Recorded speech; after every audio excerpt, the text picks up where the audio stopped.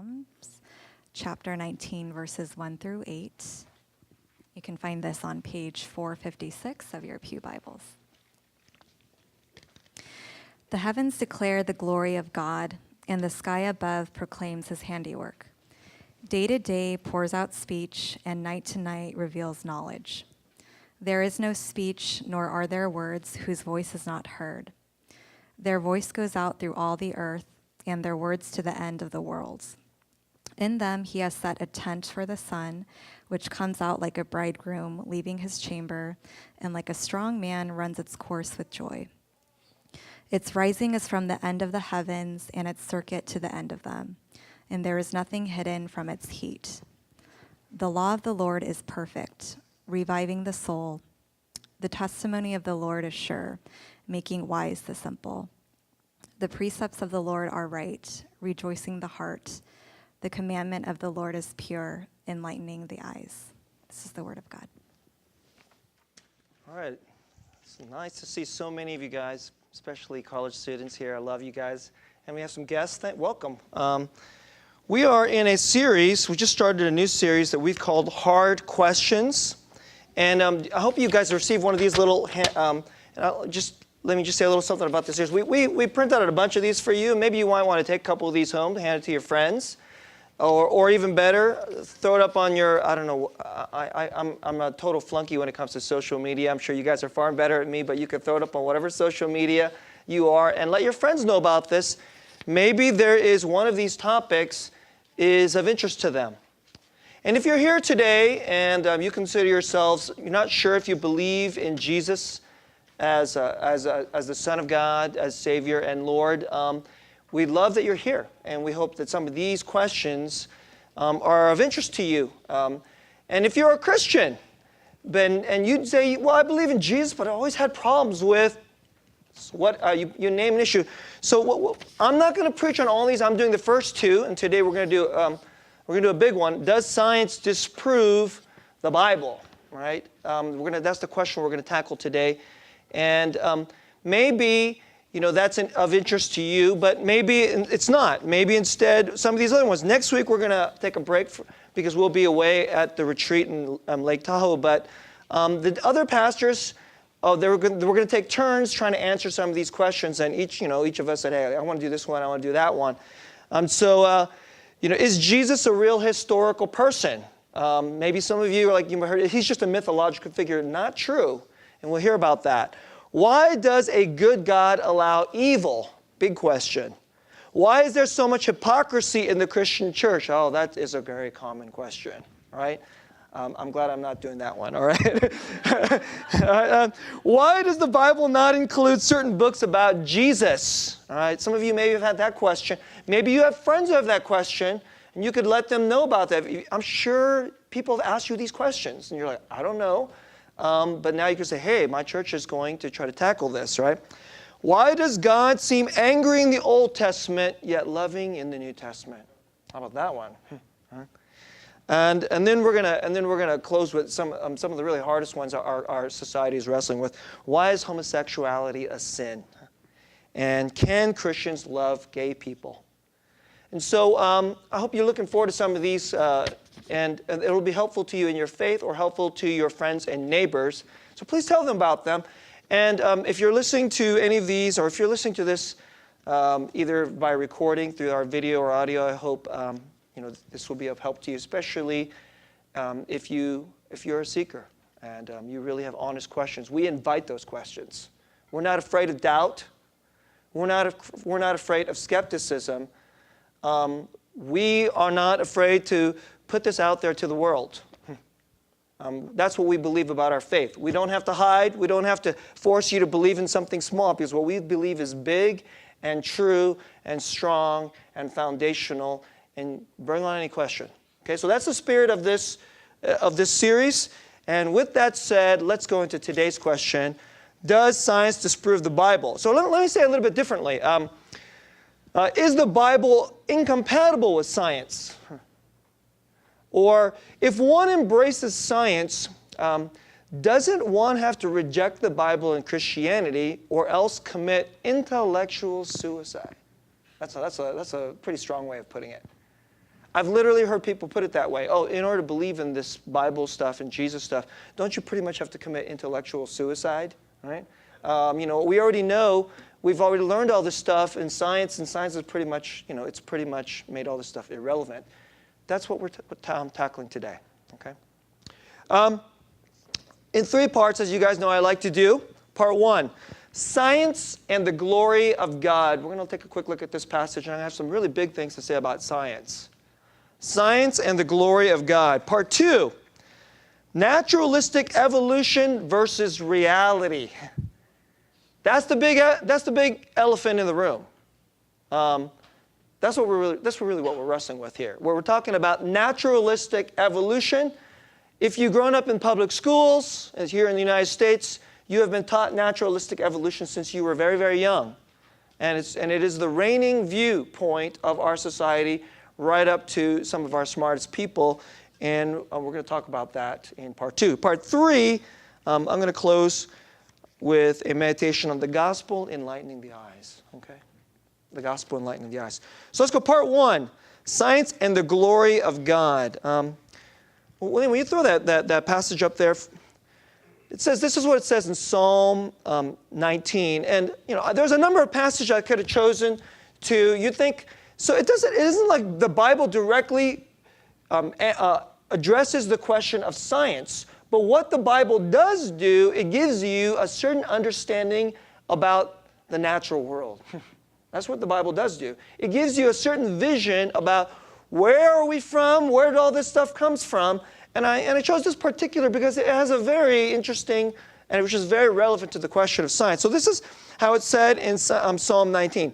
The heavens declare the glory of God, and the sky above proclaims.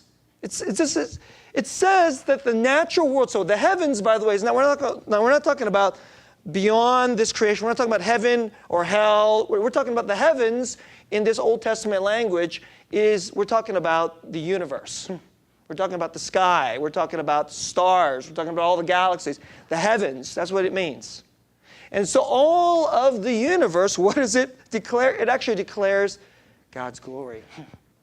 That's the way the Bible looks at it. And it goes on to say, the sky proclaims God's handiwork. And day to day, every single day, which is the making of the actual reality of the physical world that we experience, what does it do? It pours out speech. It actually says, it's saying stuff to us. It's actually saying things to us. And this point I especially thought was incredible. And night to night reveals knowledge. There is no speech, nor are there words whose voice is not heard. Right? And so their voice goes out through all the earth, and their words to the end of the world. So I just want to stop there. I mean, it goes on to talk about. Well, let's just stop there for a moment. And what is the Bible talking about here? There is knowledge that the creation. That's how Christians talk. We don't just talk about the universe. We don't just talk about the cosmos. We're talking about the creation. It was made. It was made good by God according to Genesis chapter 1. And according to the Bible, the creation is always pouring forth speech and giving you knowledge. What is science? Science is the search for that knowledge and speech. You understand? That's what science is. And one of the reasons I chose this particular passage is because there's this very, very powerful, and I would say it is a prejudice. It is not a fact, it is a prejudice. It's an incredibly powerful prejudice in this time, in this generation. It's been around for a couple hundred years at least, and it kind of ebbs and flows. But this idea that the Bible is deeply incompatible with science, that's very strange. Because it is passages like this which cause very, very devout men, brilliant men at what in the modern times that we like to call the portion of the Enlightenment. These weren't secular guys. These weren't skeptical guys who said, really, I'm really sick of the Bible, and So then let's go out into the natural world to figure out what's really real. That's not how they looked at the reality at all. They understood passages like this, and they said, actually, reality itself, speaking forth not just something about nature, but it's something about even the maker of nature. And so some of the men who saw it and gave us some of the most incredible scientific breakthroughs and actually brought about this thing that we call the scientific revolution, they were deeply devout men of God. That's what they were. And they would see these portions of the Bible, and they would see it really as a holy endeavor to go into the universe, to seek secrets of the universe, because the secrets of the universe is night to night revealing knowledge. It is the heavens revealing not just things that we want to know that's kind of useful to make things, like kind of how we think of technology or solve problems. Actually, that wasn't the original motivation. It was actually a search for the wisdom of God Himself. Now, the passage goes on. It has this kind of interesting portion of like how it talks about there's a tent, and then the sun goes forth as like running in joy. And some people have even looked at that, and they've read this in a very literalistic way to say, hey, we already know that the sun doesn't wrap around and move around. Come on. This is a silly and literalistic way to make the Bible silly. That's not what the Bible is not fundamentally a science book. But the Bible is a reality book. You hear what I just said there? The Bible is not fundamentally a science book, but it is a reality book. What the Bible doesn't do is give you specific pronouncements about certain portions of the natural world, which we can do because God says, well, go, you were made in my image, go find them out. Go search me, as Psalm 19 says. It's one of the glories of science itself. But what the Bible does do is it can give us the meaning of science. It's interesting. Science can't give you the meaning of science, but the Bible can give you the meaning of the pursuit of the knowledge of the natural world that we gain through science. Now, let's turn on this. Let's turn on the. I have some important quotes for you. What I want to do, some of the things that we're going to talk about. You're a pastor. You know about theology and the Bible and things like that. What do you know about science, Pastor? I actually know a few things about science. I was pre-med in college. I spent my share of time in a lab. And so I'm not like some guy in the humanities that knows nothing about science. Obviously I'm not anywhere near as good as you guys, but I'm not science ignorant. But more importantly, I know something about the philosophy and history of science, which quite frankly, most science guys don't know. It's quite frustrating to me because they make all kinds of philosophical and religious statements and claims about science, which is now entering my turf. Theology, philosophy, the nature of reality, now you on my turf, okay?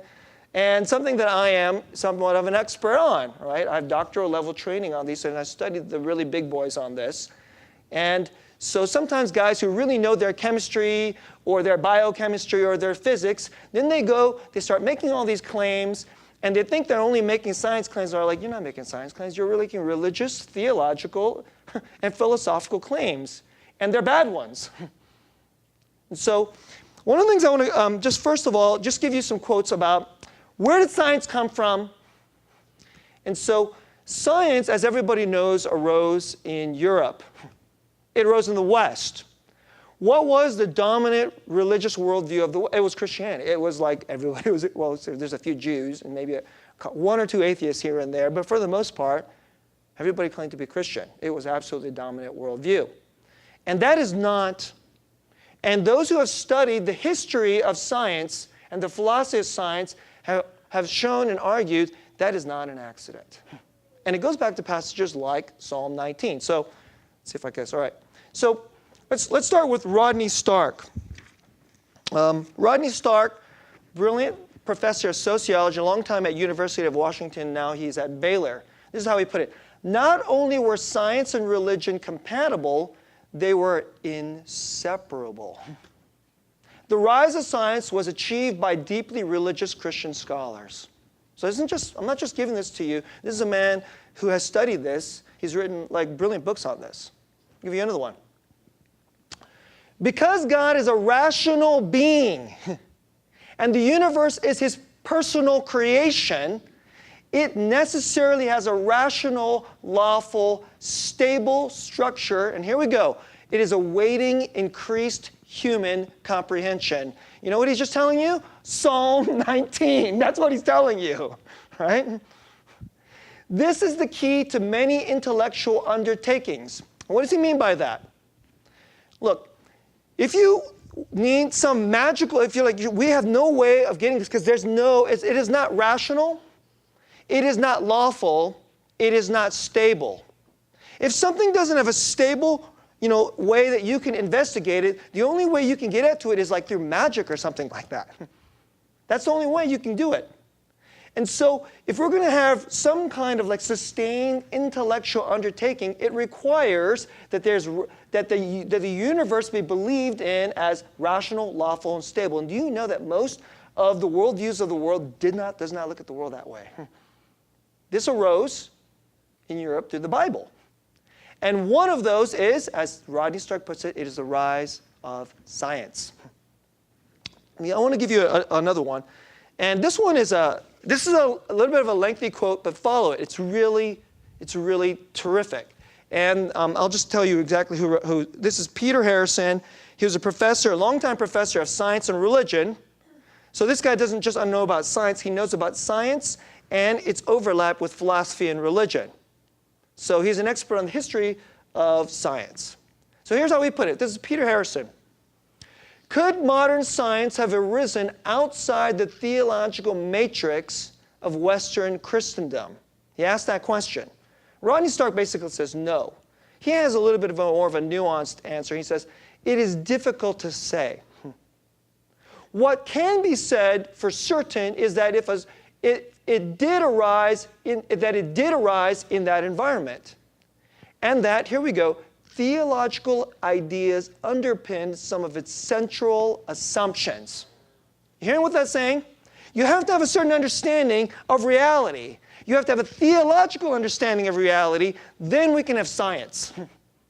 So the idea that science can just completely disprove the Bible, that's a very strange perspective, according to the experts. He goes on to say, those who argue for the incompatibility of science and religion will draw little comfort from history. That's the expert, not me. What historical record also suggests is that insofar as modern science posits natural laws and presupposes the constancy of nature, it's the same thing that Rodney Stark said. It invokes an implicit theology. That's my turf. There is an implicit, not explicit. It isn't said, but has to be a theology under the rise of science. That's what he's saying. Most important of all, perhaps, religious considerations provided vital sanctions for the pursuit of scientific knowledge. He completely agrees there with Rodney Stark. And arguably, it is these that account for the positive attitudes to science which have led to the high status of science in the modern West. You realize that? I just had to make a quick comment about that. I grew up, I'm Korean American, and my parents were not steeped in science learning, but I was. And it caused me issues, but one of the reasons is because they came from Asia. Now, Asians are chasing science, but they didn't grow up with the glory of science in its deepest understanding. What they're really interested in, they're interested in technology. Technology and science aren't the same thing. Technology is the use of science, which is probably what most people are interested in today. And it is very powerful indeed. But actually, the very pursuit of science is built on something deeper. And here's how he ends. The myth, that's how Peter Harrison ends it, this quote. The myth of a perennial conflict between science and religion is one to which no historian of science would subscribe. It is a myth. So says one of the top guys, Oxford guy. Okay? So I want to say, you can just shut that down for a moment now, William. I want to say a couple more comments about science before I move to part 2. Modernity. Now, some of you are like, whoa, this is like a heady subject. It is a heady subject. Who is attacking the credibility of the Bible in our society? Heady people, educated people. And we're afraid that they know something, we don't know something, and so many people are like, oh, okay, so that Christianity can be dismissed before it's even examined. That's one of my real and serious objections to the way a lot of things happen in our society. Before the real serious intellectual claims have even really been seriously considered, it is being rejected without even being considered. I mean, that's not even intellectually fair. That's commonly what's going on. Now, so if some of you are not used to putting on your thinking cap going to church, I just want to say to you, shame on you.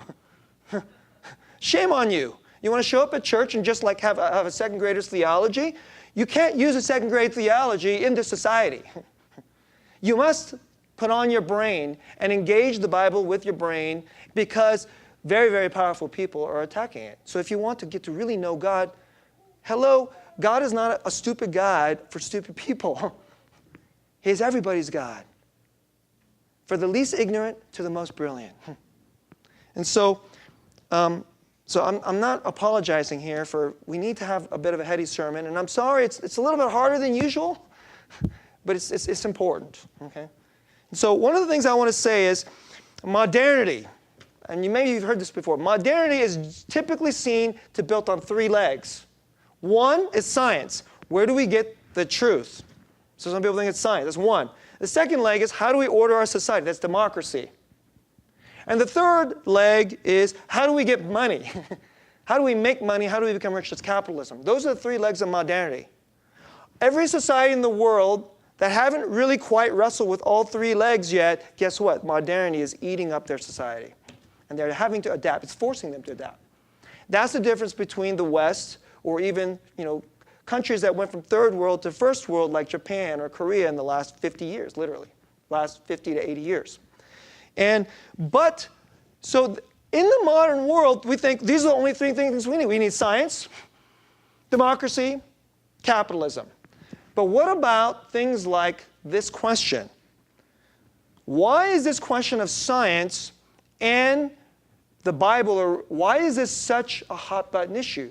Because there are certain profound questions that must be answered, and those 3 things can't answer them, including science. So it is an unavoidable question, where did we come from? That's a question. The origin of life. Where did we come from? What the heck are we? And where did we come from? If you don't know where we came from, you don't know what we are. If you don't know what you are, you don't know what you're for. And if you don't know what you're for, you don't know what's right and wrong and what's purpose. If you are an ant, then, the black ants can just kill the red ants, and there's no such thing as justice or oppression. But if you're Germans, and you decide to call the Jews rats, because they did, and then they murdered them, is that right or wrong? It's a very profoundly relevant question. Are black people and white people from the same place? Are they made of the same things? Or are they not? So you can't even know what's right and wrong. You can't know what your life is for, what our life is for. What is all of human life, the meaning of it is for, if you can't answer that fundamental question, where are we from? That is why this question is very important. And yet that's one of the reasons why this is going on, is like modernity thinks we only need science to find out the truth. But science can't quite answer that question. It thinks it's answered that question, but it can't.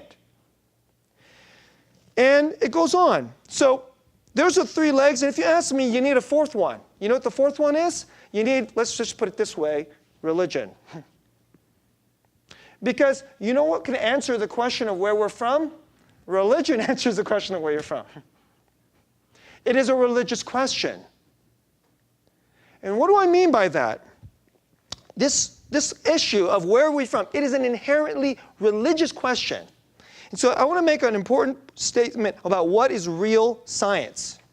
Real science is that which is, you put forward a hypothesis. That hypothesis must be, You have to be able to test it. Then you have to be able to observe the testing. And then, this is important, you have to be able to falsify the hypothesis. If you cannot falsify the hypothesis, you are not doing science. Guess what? On the question of the origin of life, tell me who can do these kinds of tests. Nobody can. Nobody can do these things. You cannot do that which is testable, observable, falsifiable. That's real science. If you're not doing that, you're not doing real science. But then you're making claims about what this is and the meaning of our life.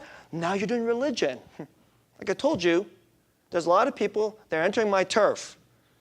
When I hear this stuff, I'm like, you're talking about questions about meaning, purpose, morality, source, destiny.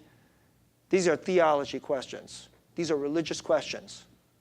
And a lot of the people who are just saying, we have this answer, and we're going to get to that. The answer is naturalistic evolution. We have this answer. It's a deeply problematic answer. So they tell you that our society is saying that this is by science, but actually they're slipping you religion. It is secular religion. It's atheistic religion. Now I'm going to say one more thing before we get to this issue of naturalistic evolution. All right? It is a faith position that is being offered. It is I consider this actually deeply problematic and incredibly hypocritical of our society. They tell you they're not supposed to impose religion on you in the public schools, but that's exactly what they do. That is exactly what they're doing. They're imposing atheistic, secularistic religion. How do they do that? Well, they tell you that science can give you this answer, which it can't. And then secondly, then what they do is they define science, because here's the second point about this. I just gave you a definition of what science really is. Science can only deal with natural causation.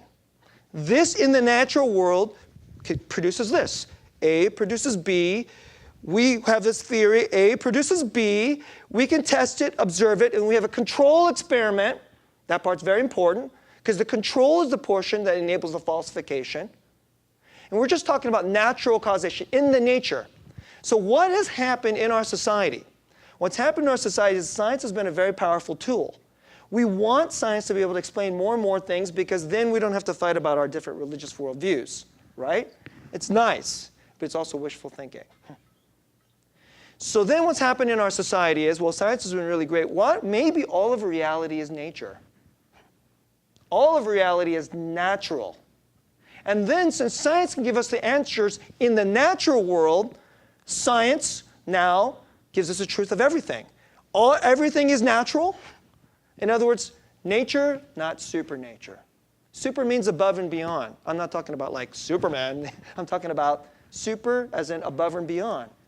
Everything else, eternity, heaven, hell, God, even something like transcendent morality. It transcends nature.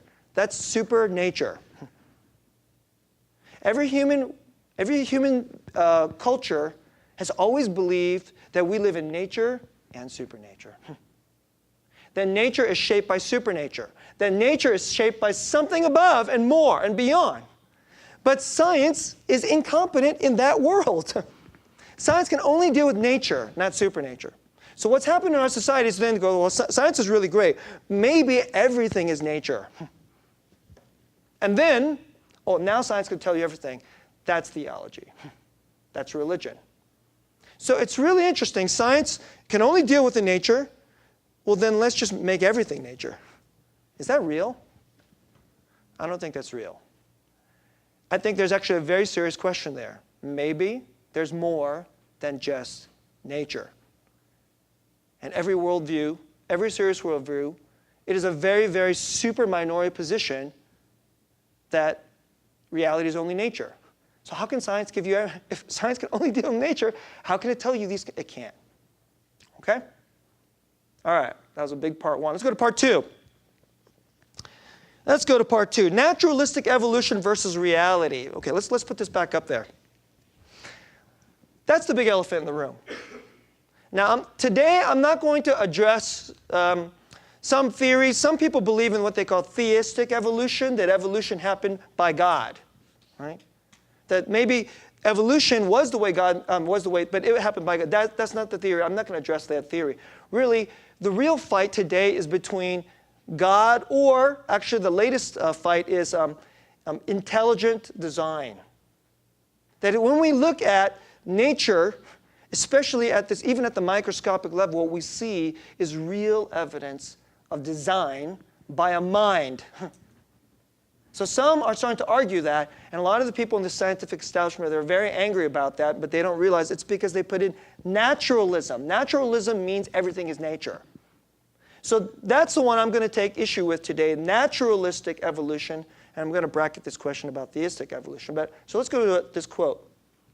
This is one of the world's most famous atheists, Richard Dawkins, professor of evolutionary biology. I think that's where he spent most of his career. And then he shifted later in his career to having a chair at Oxford on the professor of, he was the professor of the public understanding of science.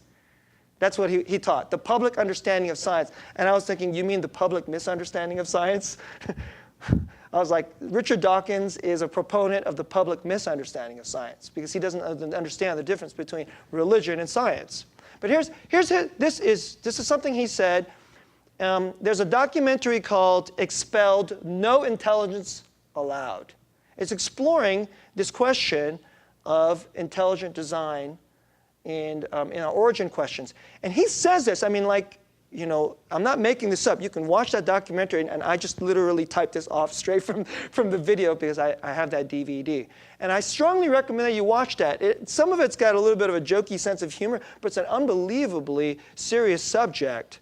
And I think it's incredibly well done and as accessible as some of these hard issues can be. But listen to what he says.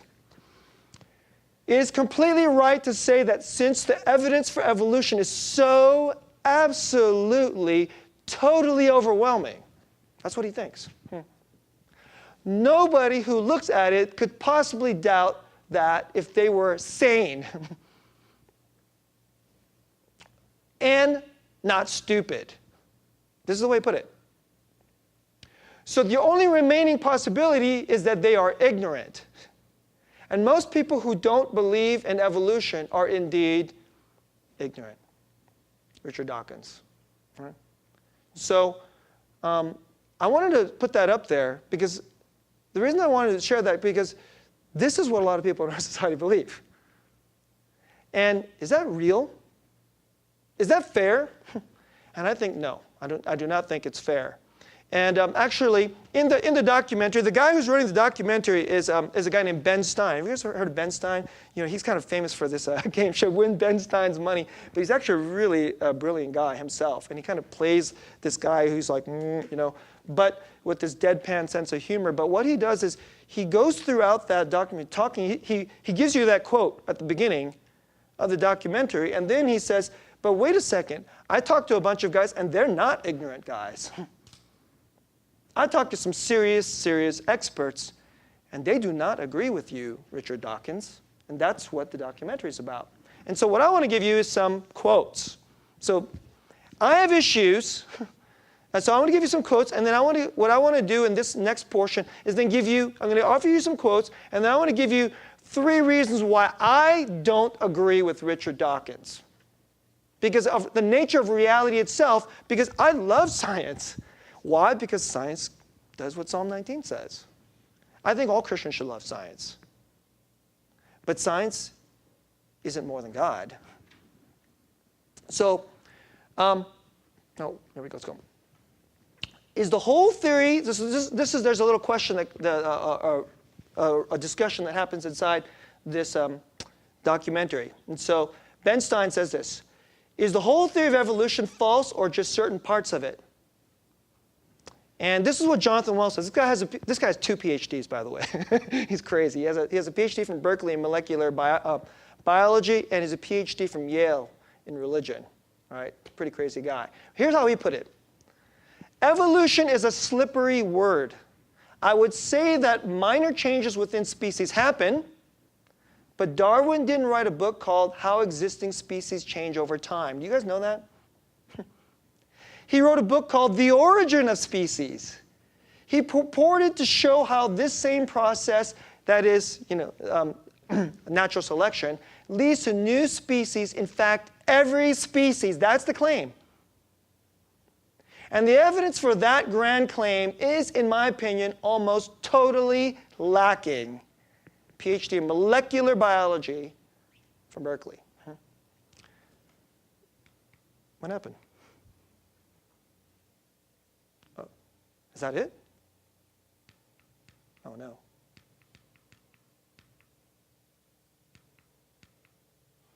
Oh, no. All right, I'm going to have to do it for my notes. Okay, that kind of throws me off. I'm sorry, guys. All right, Harrison, Stark. Is the whole theory of evolution just false or just part of it? And then he goes on. So then he also says this, how does Darwin or Darwinism say that life began? Then Wells says this, he didn't know. In fact, nobody knows, at least according to science. That's honest. That's real.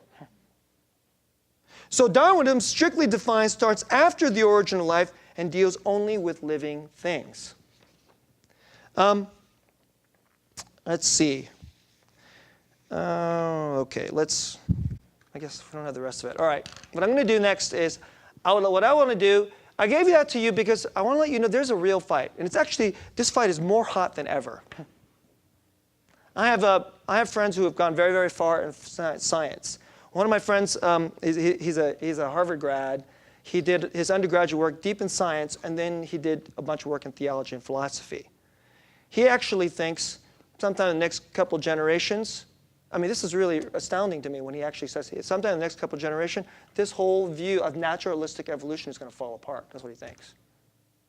Because the evidence is mounting to take it apart.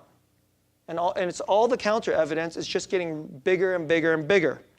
What I want to give you is look, I'm no scientist, but I want to give you 3 from the science that I've learned and some of the big guys, some of the big boys I've learned, 3 reasons why from science itself, not from the Bible, but from science, why I don't believe that naturalistic evolution can actually give you what it says it does. So the first one, I want to offer you something called irreducible complexity, and I get this from a guy named Michael Behe. Have you guys heard of this guy? Michael Behe. Michael Behe is professor of molecular biology at Lehigh University. And he wrote this, he wrote a number of books, but this is the main concept in irreducible complexity. If this kind of naturalistic evolution has to happen, it has to happen at the molecular level. You understand? I mean, if a bird, changes a wing, it has to happen even at a far more molecular level than that. So he takes it to the subcellular level at the structures, even below the level of the cell, inside of the structure, inside of the structure. That's where he goes. And what he did was, and I remember reading this a number of years ago, he cites numerous, there's just so many examples like this, but this is the one that stuck in my mind. He goes inside of this thing called an organelle. You guys know an organelle? There's a cell.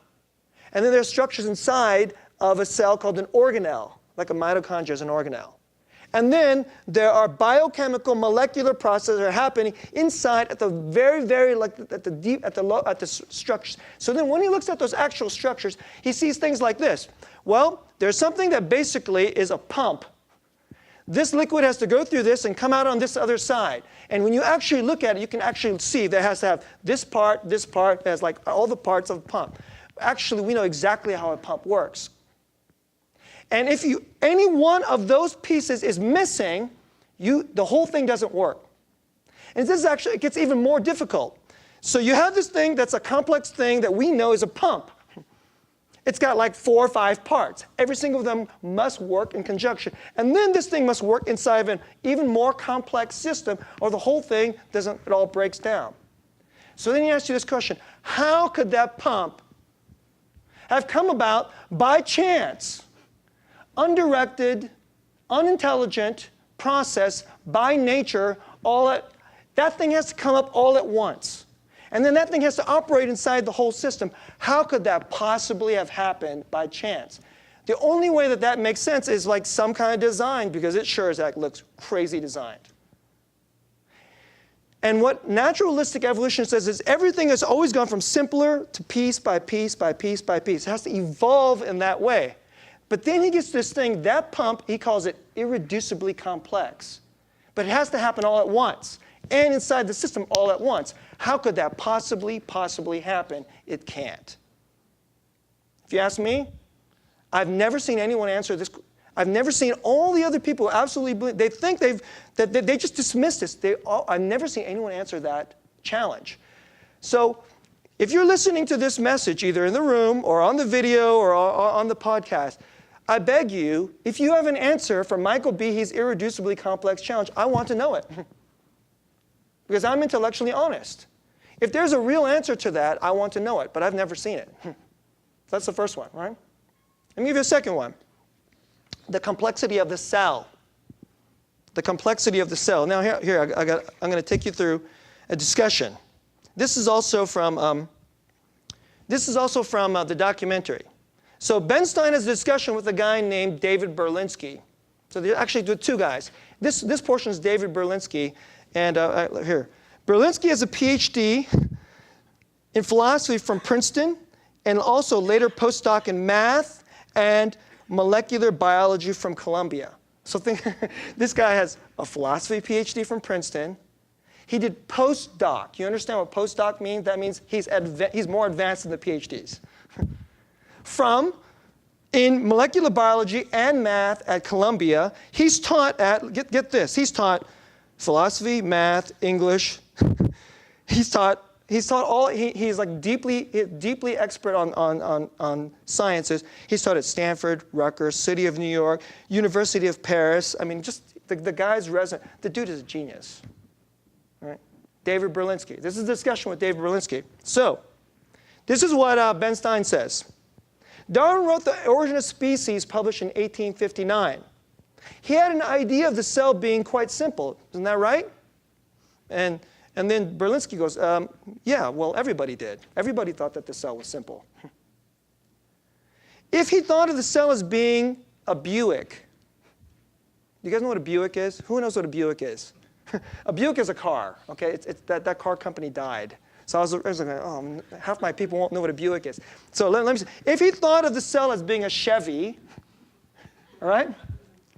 What is the cell now in terms of its complexity by comparison? He's asking this to David Berlinski. You know what his answer was? Today, what we know the cell is, it's like a galaxy.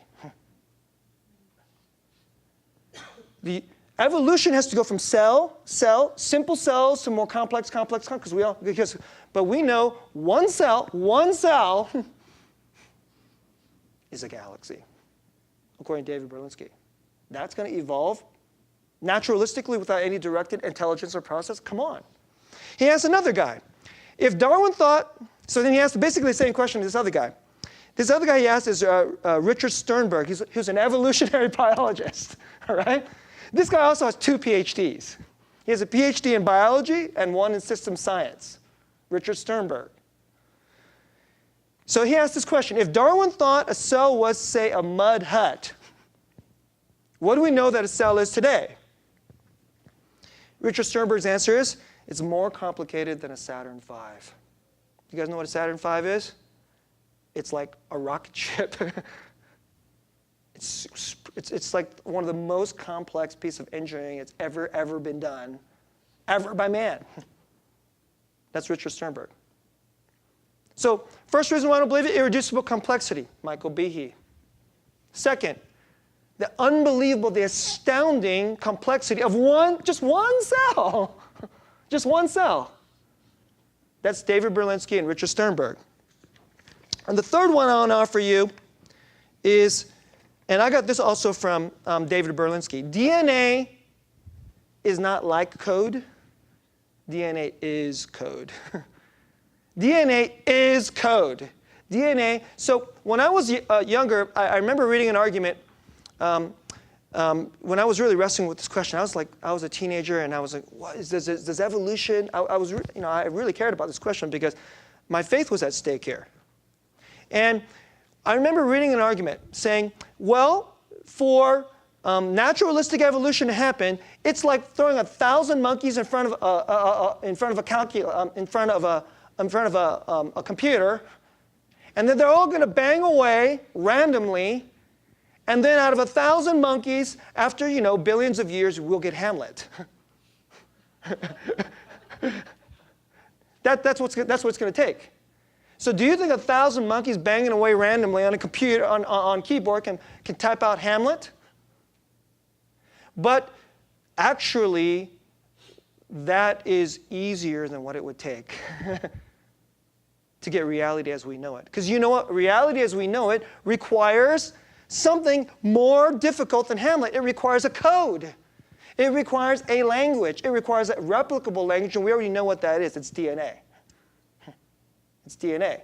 For those of you who remember your high school science, you don't need PhD to do this. You only know high school science. Adenine, guanine, cytosine, thymine is the fourth one, right? So there's like, the Lord took those 4 chemicals and produced a code that replicates itself, and he made something far more complex and much more difficult than Hamlet. And so I remember reading that argument about the monkeys, and I was going like, wow, that's a pretty powerful argument. But then later on, when I grew older, when I was in college and I was studying science, one of the atheistic scientists says, well, that's not a good argument because we're not talking about monkeys and typewriters. We're just talking the natural world. And, we already know the natural world can do this. And then I read David Berlinski later on. You know what he said? He says, of course that analogy works. In fact, that analogy is not even good enough. Because what you need is something like 215 proteins to have even the simplest cell. Back then, all you need is just some amino acids, and then it'll form protein, and it'll form life. He's like, no way. And he goes, and what is DNA? DNA, he goes, DNA, and this is the way Berlinski put it. DNA isn't like code, it is code. It is language. Those letters have to align up perfectly, and it's happening in you and me all the time. Could that have happened by undirected naturalistic chance? No way. So those are the 3 that I want to offer you. The real honest question is, from a science perspective, where do we come from? Nobody knows. So why is it so intellectually foolish to be able to say, well, I think there was a great mind, and we call him God. And he made it this way. He wrote something far greater than Hamlet. And I want to just close my message this way. We have this thing called the gospel. The gospel is that there is a good news. Why is it called the good news? It's good news for everybody. Because in the human state, we're bumping around, we're lost. We don't know where we're from. We don't know what we are. We even fight over what's right and wrong. And then we actually have a deep, deep sense, because we have a sense of right and wrong written by our Maker on our hearts. And then we stumble over this thing. We can't even do religion and science right without stumbling into pride, into lies, into darkness, great anger. And this is the world. But the Bible, which is not a science book, but better than a science book, because it's from God. The Bible said that through Christ he made all things. He made them beautiful and good. And into a set of people who are broken and lost, don't even know where we're from, don't even know what we are, don't know what's right and wrong, we're murdering each other and angry at each other and prideful at each other all the time in this kind of way, he not only gave us the Word, this Word, the Bible, he gave us the Word that became flesh to heal our condition, to humble us from our pride, to give us even the possibility to be able to say, we can admit that we don't know that. We can admit that actually we're not good people. And we're not good in all kinds of things, including when it comes to knowledge. And we're weak. And what we need is one to reveal the truth We need one to be the truth. We not to show us a life, but to be the life that we need in our place. And that is the good news. I want to say this. I don't believe in Christ because I believe in the Bible. You know why I believe in the Bible? Because I believe in Christ. I have met the Word who has become faith, who's become flesh. He has given me more answers than I ever thought could ever be. And He's trustworthy. Now, I know that if you think science can explain everything, you're like, this isn't a very good explanation. But maybe you should start to find a different source for truth, a deeper and more trustworthy source, one that will not condemn you, one that will forgive you, one that will never lie to you. And then pour through the Bible and see what else is there. That's the appeal I want to offer. And one of the things I want to say is, hey, Christians don't have all the answers about, ancient cosmology, because nobody does. But you know what? We're also not afraid about it. Because we've been given an answer. We think we've been given the answer. It's okay, we trust Him, and hope you will. Let's go to His table now. Let's pray.